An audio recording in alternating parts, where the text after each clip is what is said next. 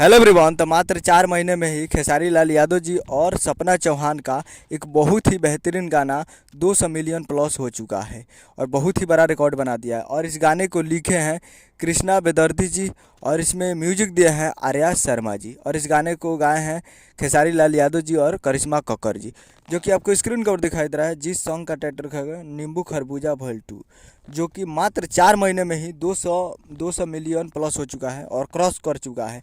और लाइक है 1.5 million, like तो 1.5 मिलियन हो चुका है और कमेंट है 100 के, मतलब 1 लाख कमेंट हो चुका है इस पर। तो बहुत ही ज़बरदस्त वीडियो है और काफ़ी कमाल का वीडियो है। तो आप लोग अभी तक इस वीडियो सॉन्ग को नहीं देखे हैं तो आप लोग जाइए। और वीडियो में है खेसारी लाल यादव जी और सपना चौहान जी, फिट में है सपना चौहान जी। तो काफ़ी ज़बरदस्त वीडियो सॉन्ग है, तो जाइए और जाकर इस गाने को आप सुन सकते हैं वेस्ट भोजपुरी यूट्यूब चैनल पे, जो कि काफ़ी बड़ा रिकॉर्ड बना दिया है 200 मिलियन, वो भी 4 महीने में ही। अभी देखिए आगे क्या रिकॉर्ड बनाता है।